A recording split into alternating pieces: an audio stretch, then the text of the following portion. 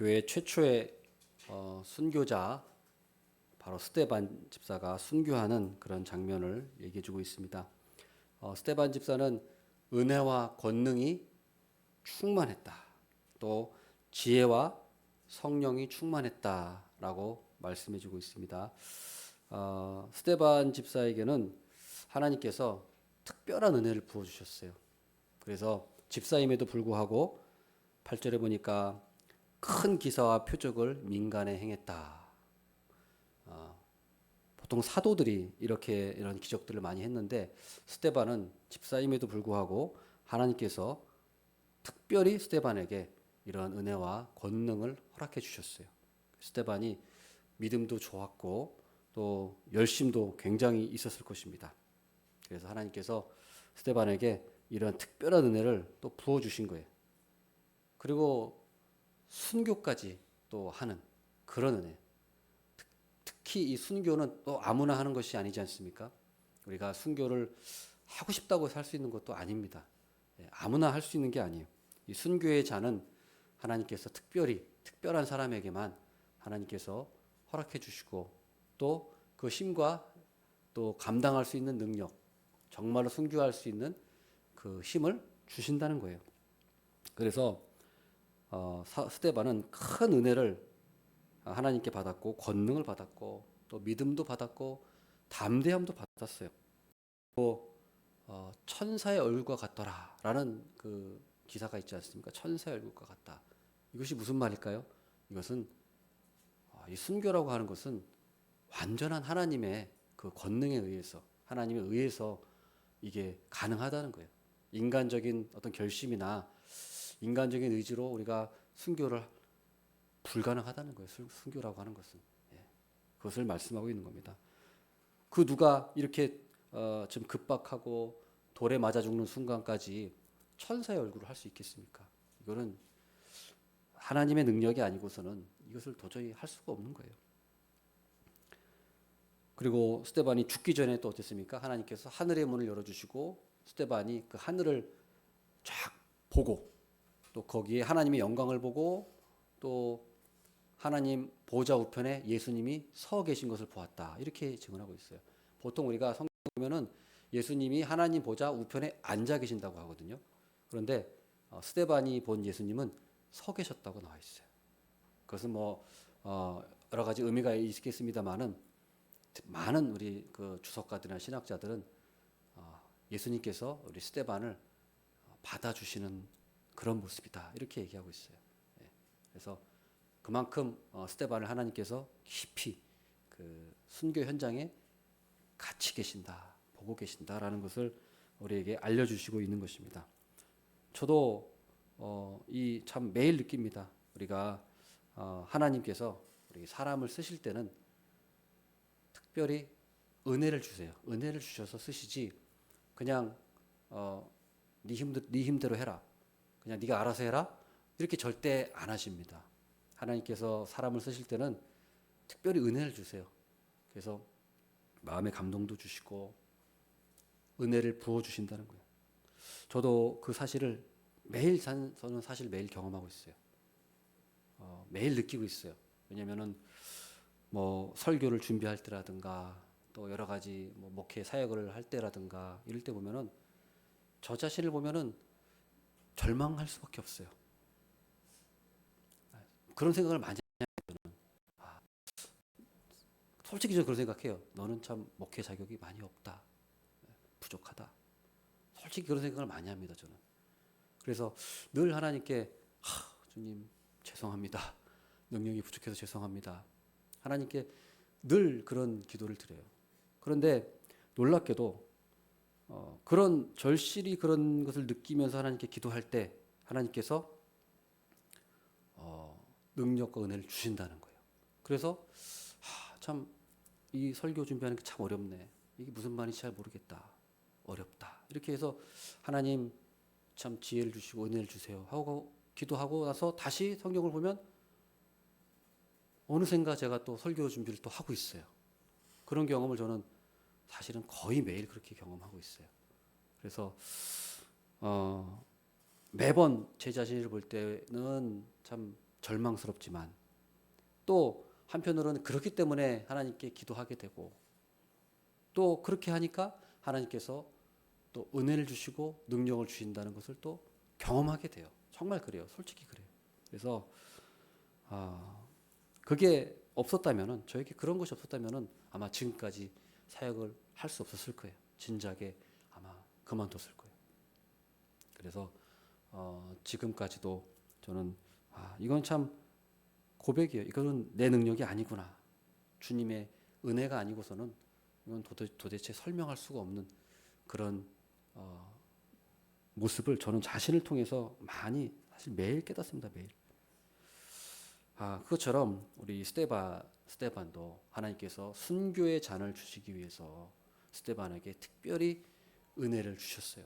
성령 충만하고 또 은혜 충만하고 권능이 충만하고 지혜에 충만하고 성령이 충만했어요. 그러니까 어떻습니까? 대적자들이 당해낼 수가 없어요. 스데반의 힘이 아니라 성령이 충만하고 하나님께 은혜를 주시니까 스데반의 대적자들이 그 스데반을 능히 당하지 못한다고 10절에 나와 있지 않습니까? 능히 당하지 못하여. 그래서 당해낼 수가 없는 거예요. 그러니까 어떻게 합니까? 11절에 매수해요. 사람들을 매수했다. 매수하여. 매수하는 거예요. 안 되니까 이제 폭력을 쓰는 거죠. 매수해서 거짓 증언을 하게끔. 그렇게 하는 거예요. 또 12절에도 보면은 충동질이에요. 충동. 백성과 장로와 서기관들을 충동시켰다. 그래서 13절에도 보면은 거짓 증인들을 세우니 위증을 시켰어요. 위증. 그래서 11절, 12절, 13절 보면은 거짓 증언을 하게 하는데 핵심이 뭐냐? 스데반이 11절 보세요. 11절. 모세와 하나님을 모독하는 말을 하는 것을 우리가 들었다. 이렇게 거짓말을 했어요. 모세와 하나님을 모독하는 말을 들었다. 그리고 13절 보세요. 거짓 증인들을 세우니 이르되 이 사람이 이 거룩한 곳과 율법을 거슬러 말하기를 마지 아니하는도다. 그래서 거룩한 곳과 율법 이 두 가지가 핵심이에요. 거룩한 곳은 무엇을 말합니까? 성전. 그러니까 스데반이 성전과 율법을 거슬러서 말했다라고 거짓 증언한 거예요. 뭐 스데반이 성전하고 율법을 거슬러서 말하지 않았죠. 스데반은 오직 하나님의 진리만을 말했어요. 하나님의 진리만을. 그래서 우리가 하나님의 이 진리를 말하면 완전한 진리를 말하면 사람들이 또 싫어하는 거예요. 싫어하고 이렇게 대적하는 겁니다. 그래서 이 성전과 율법을 거슬러 말했다. 이것이 스데반을 향한 고발의 내용이에요. 죄목 이것으로 죽어요. 스데반이 신성모독으로. 그런데 이 성전과 율법을 거슬렀다라고 하는데 이 죄목은 예수님께서 죽으실 때 십자가에 돌아가실 때 그 죄목도 이거죠. 예수님께서 하신 말씀 있지 않습니까? 이 성전을 헐어라. 내가 사흘 만에 짓겠다. 이렇게 얘기하시니까 그걸 딱 그 대적자들이 그걸 듣고 딱 있다가 저거 봐라. 성전을 헐으라고? 이렇게 얘기한 거예요. 그거를 딱 캐치했다가 이제 고발한 거죠. 저 사람이 성전을 거슬러서 성전을 헐겠다고 얘기했다. 신성모독이잖아요. 그런데 예수님께서 성전을 헐겠다고 한 것이 정말로 성전을 헐겠다고 한 얘기입니까? 그 맥락을 보면 뭐라고 얘기하시죠? 예수님께서 이 성전을 헐겠다고 한 거는 그 해설이 뭐라고 나와 있습니까? 그것은 예수님이 사흘 만에 짓겠다고 하시잖아요. 그것은 예수님의 몸을 말씀하신 거라고 얘기하잖아요. 그러니까 예수님께서 성전을 헐라라고 말한 건 진짜로 성전을 헐라고 말씀하신 것이 아니라 예수님의 몸이 바로 성전이라는 것을 제자들에게 가르쳐 주기 위해서 얘기하신 거예요. 그죠? 그런데 이 대적자들은 그거를 딱 한 문장을 딱 캡처해 가지고 딱 봐라. 성전 헐라고 했다. 이렇게 얘기하는 거거든요. 그러나 예수님의 그 말씀은 맥락을 쫙 보면 그게 아니잖아요. 근데 스데반도 딱 그렇게 고발하는 거예요, 지금. 그러니까 스데반의 가르침과 그 예수님의 가르침이 지금 일치해요, 일치. 그래서 이 두 가지 성전과 율법을 거슬렀다. 이 두 가지를 볼 건데 첫 번째로는 이 성전을 거슬러서 말했다라고 얘기하는데 스데반은 이것에 대해서 반론을 하는 거예요. 7장에 7장에 이제 스데반의 이 쭉 설교, 이 반론이 바로 이 두 가지를 이제 반론하고 있어요. 그래서 성전에 대해서는 어떻게 반론하느냐? 이렇게 얘기하는 겁니다. 성전을 무시하고 성전을 거스른 것은 내가 아니라 너희들이다. 스데반은 그걸 얘기하는 거예요. 예. 성전을 내가 무시하는 게 아니라 너희들이 성전을 무시하고 있다. 이놈들아, 이렇게 얘기하는 거예요, 지금. 그것을 스데반은 구약의 역사를 쫙 들어서 아브라함부터 해서 쭉 모세 쭉 들어서 바로 그것을 이스라엘의 역사를 근거로 내세우면서 이제 설명하고 있는 거예요. 예. 조목조목 반박하고 있는 거예요. 그래서 이게 무슨 말이냐? 왜 이스라엘 백성들이 유대인들이 성전을 그러면은 무시하고 있었던 것이냐? 그것은 바로 뭐냐면 유대인들 이 당시 유대인들은 바로 성전을 우상 숭배한 거예요. 성전만 있으면 된다 이거죠. 성전만 있으면 우리는 아무 문제가 없다. 그러니까 성전 자체를 하나님과 동일시한 거예요. 예. 그러나 우리 스데반은 뭐라고 합니까? 그 7장 48절에 뭐라고 합니까? 그러나 지극히 높으신 이는 손으로 지은 곳에 계시지 아니하시니 선지자가 말한 바 주께서 이르시되 하늘은 나의 보좌요 땅은 나의 발등상이니 너희가 나를 위하여 무슨 집을 짓겠으며 나의 안식할 처소가 어디냐? 이 모든 것이 다 내 손으로 지은 것이 아니냐. 그러니까 하나님은 성전에 제한되는 분이 아니다. 성전에 매이는 분이 아닌데 이스라엘 백성들은 자신의 신앙과 그것은 아무 상관 않고 그냥 성전만 자기들이 성전만 소유하고 있으면 자기들은 하나님의 자녀고 믿음 좋은 사람이고 하나님의 자녀 이렇게만 생각한 거예요. 성전만 붙들고 있는 거예요. 그러나 하나님은 뭐라고 합니까? 나는 성전에 매이는 존재가 아니다. 아니다. 그러면서 그 스데반이 설교하면서 앞에 쫙 왜 역사를 얘기하느냐? 왜 역사를 얘기하느냐? 아브라함부터 쭉 왜 얘기를 하느냐? 그것은 바로 하나님께서 어느 곳에나 하나님을 섬기고 하나님께 순종하는 그 사람들과 함께 하시는 거지 하나님이 어떤 장소에 매이시는 분이 아니다라는 걸 얘기하는 거예요. 그래서 아브라함에게도 하나님이 갈대아 우르를 떠나서 내가 지시할 땅으로 가라. 어딘지도 모르잖아요. 그러나 내가 너에게 복을 주고 너와 함께 하겠다. 그걸 얘기하고 있는 거예요, 지금 스데반이. 그다음에 야곱도 예를 들고 야곱도 마찬가지입니다. 야곱이 그 이제 형의 그 복을 뺏어서 외삼촌 라반의 집으로 도망갈 때 가는 길에도 또 하나님과 함께 있었고 꿈을 꾸면서 그죠? 하나님을 만나고 또 그 외삼촌 집에서도 거기서도 복을 주셔서 하나님께서 그 또 라반 외삼촌의 집에도 복을 주고 또 거기 도망해서 형 에서를 만날 때도 또 그때도 함께 하시고 그래서 야곱이 어디를 가든지 하나님은 함께 하셨다. 그걸 얘기하고 있어요. 요셉도 마찬가지죠. 요셉 얘기도 여기 나오는데 설교에 왜 요셉 얘기를 합니까? 요셉이 애굽으로 팔려갔습니다. 팔려갔어요. 그 보디발 장군의 집으로. 아무도 뭐 신경 안 써요. 어디가 죽었는지 살았는지 아무도 몰라요. 그러나 하나님은 요셉과 함께 하고 계셨습니다. 또 심지어 감옥에 갇혔어. 억울하게 감옥에 갇혔을 때도 그때도 하나님은 요셉과 함께 계셨어요. 총리로 세우셨을 때도 함께 계시고. 그러니까 하나님은 성전만 니들이 갖고 있다 그래가지고 하나님 너희와 함께하는 게 아니야. 니들이 지금 성전을 무시하고 있어.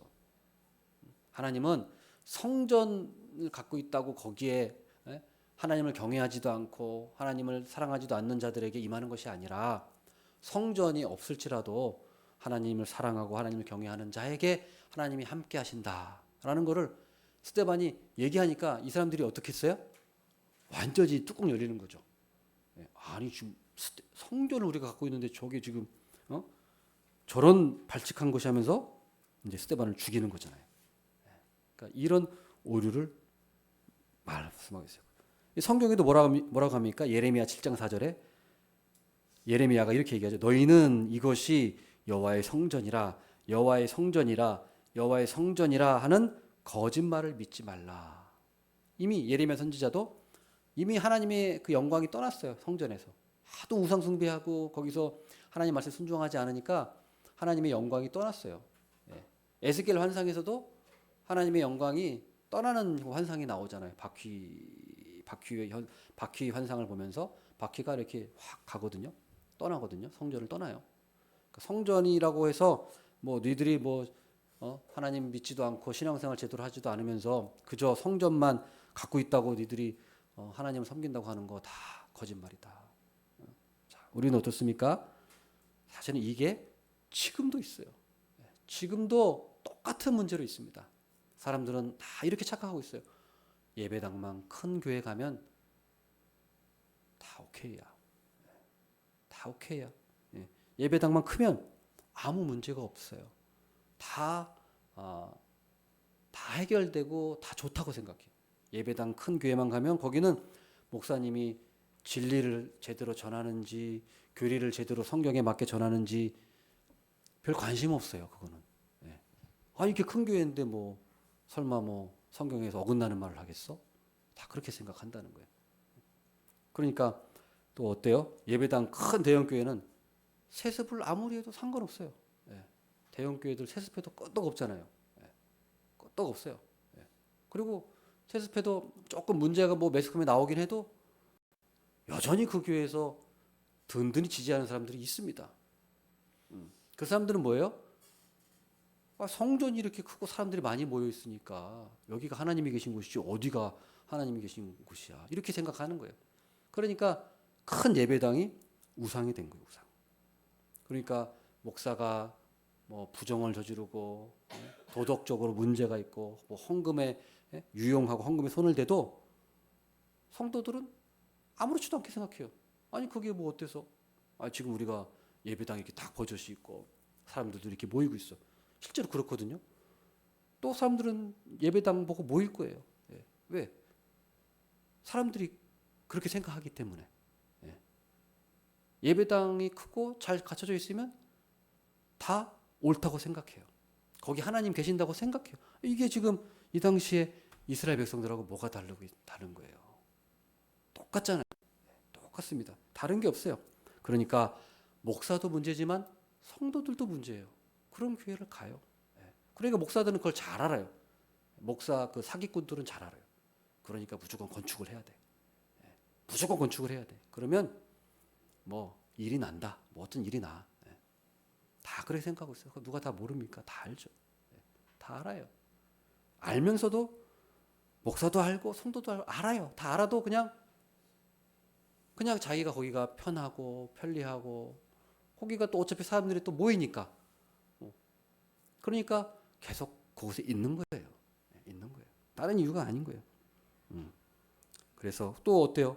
거기 수백 명, 수천 명, 뭐 심지어 수만 명이 모여서 거기서 큰 예배당에서 막 찬송하고 또 춤추고 막 아멘 아멘 하면은 그냥 뭐 뻑 가는 거죠. 카타르시스가 막 분출돼가지고 여기 지금 하나님의 임재가 있는 것 같아. 그게 똥인지 된장인지 구분을 못하는 거죠. 모든 이 그런 거예요. 그래서 그러나 우리가 분명한 것은 오늘 말씀을 보면은 어때요? 하나님은 건물 크기에 비례해서 하나님의 은혜가 임하는 것이 아닙니다. 큰 예배당이라고 해서 은혜를 크게 주시는 걸까요? 거기에 앉아 있는 사람의 믿음과 마음 상관없이 큰 예배당에 앉아 있으면 하나님께서 그냥 다 큰 은혜를 주시는 겁니까? 조그만 예배당에 앉아 있으면 그 사람의 믿음과 어떤 마음 상관없이 하나님이 조금 은혜를 주시는 겁니까? 그렇게 생각한다면 그거는 망할 사람이죠. 하나님을 그렇게 생각합니까? 그거는 저주받아야 돼. 그런 생각하는 거. 근데 안타깝게도 그런 생각하는 사람들이 많다는 건 사실이고 사실은 우리도 그 생각에서 자유롭지 못하다는 거예요. 못합니다. 사실 그래요. 거기서 자유롭지 못해요. 왜 큰 교회 갑니까? 자랑하려고. 나 거기 교회 나가.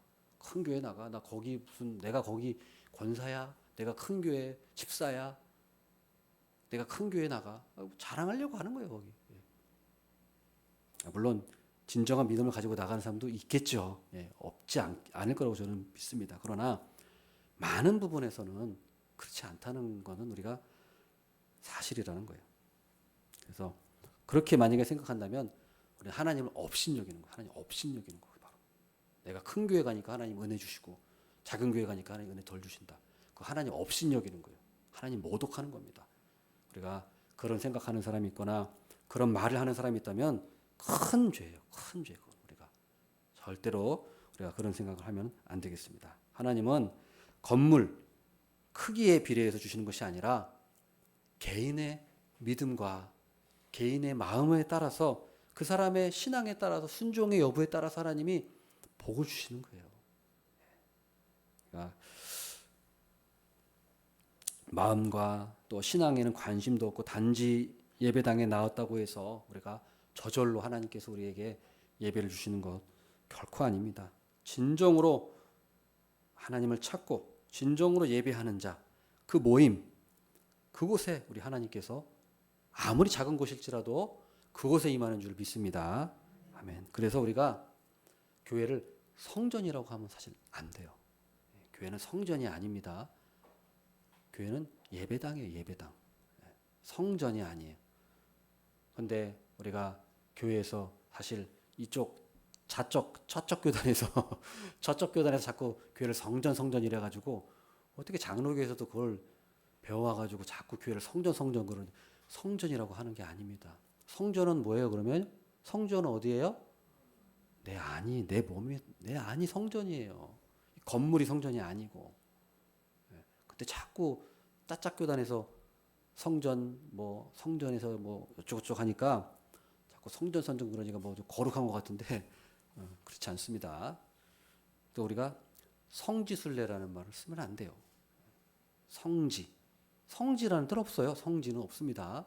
근데 우리는 자꾸 성지순례 그러는데 예루살렘이 성지입니까? 그러면 지금? 그럼 우리 다 예루살렘 가서 예배 드려야겠네요. 거기 가서 성지가 예루살렘이니까 아니죠. 네, 우리는 성지순례라고 하면 안 되고 기독교 유적지라고 하면 되죠. 기독교 유적지. 기독교 유적지. 그러면 기독교 유적지 탐방 이렇게 하면 되잖아요. 왜 성지순례라고 하는 건 이해가 도대체 안 돼요. 성전은 건물이 아니라 하나님을 정말로 성령님이 내 안에 계신 내주하는 사람들이 모이면 그곳이 성전이고 2명이 모이든 3명이 모이든 그곳이 성전이에요. 성전. 건물이 화려해야 성전이 아니라는 것입니다. 그래서 하나님께서는 다 이렇게 함께 하신 거예요. 그래서 이스라엘 백성들이 광야에 있을 때도 뭐라고 합니까? 광야 교회라고 하시는 광야 교회. 건물이 없었어요. 광야에 무슨 건물이 있습니까?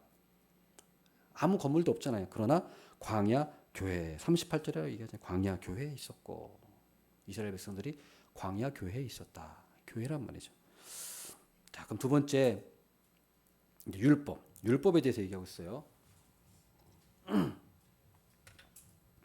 율법을 무시하는 것은 내가 아니라 너희들이다. 스데반이 또 그걸 얘기하고 있는 거예요. 왜냐하면 이 사람들이 스데반에게 네가 율법을 거슬러 말했다. 율법의 규례를 고치겠다고 하지 않았느냐 이렇게 거짓말을 했거든요. 그러니까 스데반이 율법을 고치는 거는 내가 아니라 너희들이다 하면서 얘기하죠. 그래서 7장 51절 한번 보세요. 7장 51절부터 53절이 바로 그 얘기입니다. 목이 곧고 마음과 귀에 할례를 받지 못한 사람들아 너희도 너희 조상과 같이 항상 성령을 거스르는도다. 너희 조상들이 선지자들 중에 누구를 박해하지 아니하였느냐. 의인이 오시리라 예고한 자들을 그들이 죽였고 이제 너희는 그 의인을 잡아준 자요 살인한 자가 되나니 너희는 천사가 전한 율법을 받고도 지키지 아니하였도다. 보세요. 율법을 받고도 지키지 아니한 자가 너희들이다. 너희 조상들 때부터 지금까지 너희들은 율법을 지키지 않았다. 이 무슨 말이냐? 율법의 핵심은 뭡니까? 율법의 핵심은 예수 그리스도예요. 모든 제사제도 예수 그리스도의 희생 제사를 예행 연습하는 거잖아요.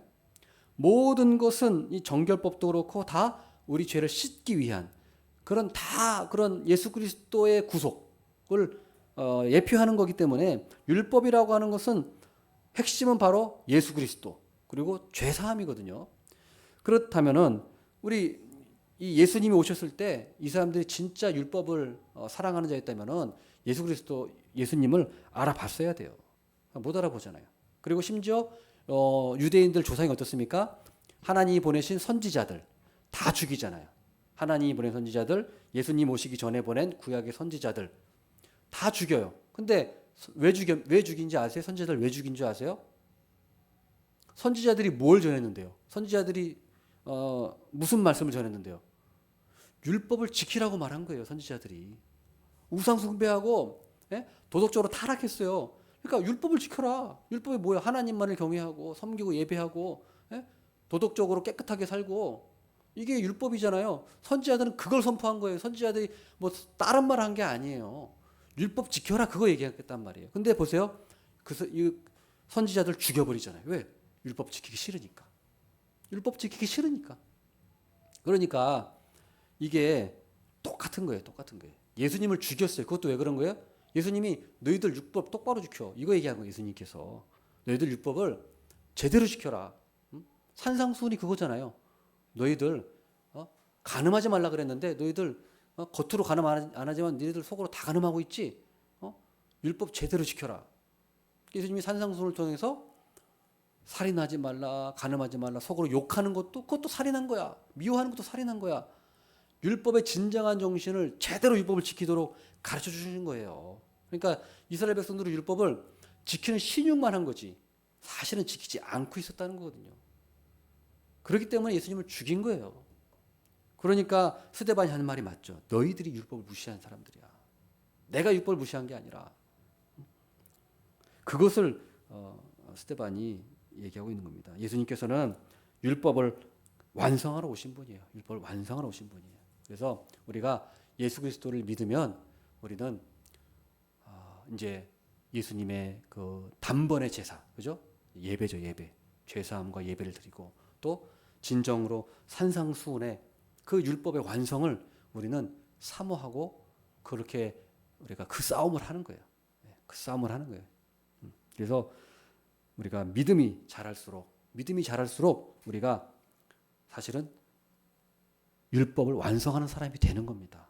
율법을 버리는 사람이 아니라 율법을 완성하는 사람으로 가는 거예요. 믿음이 있는 사람이. 믿음이 있는 사람이 산상수훈을 지키려고 하고 믿음이 자랄수록 우리가 도덕적인 수준, 윤리적인 수준도 같이 올라가는 거지. 믿음이 있다고 하면서 말도 함부로 하고 행동도 함부로 하고 거칠고 안하무인이고 이럴 수가 없다는 거예요. 이럴 수가 없어요. 그건 도저히 불가능한 일입니다. 예. 믿음이 자랄수록 그게 증가해야 돼요. 근데 믿음이 자랐고 뭐 신앙 연수가 오래됐다고 해서 저절로 됩니까? 그렇지 않아요. 그래서 믿음이 자랄수록 우리가 도덕적인 수준도 같이 자란다. 우리는 이걸 꼭 명심을 해야 합니다. 그래서 믿음이 자라는데 도덕적인 수준으로 내려간다. 그것은 불가능해요. 우리가 이 사실을 꼭 기억하시기를 바라겠습니다. 아멘. 기도하겠습니다. 하나님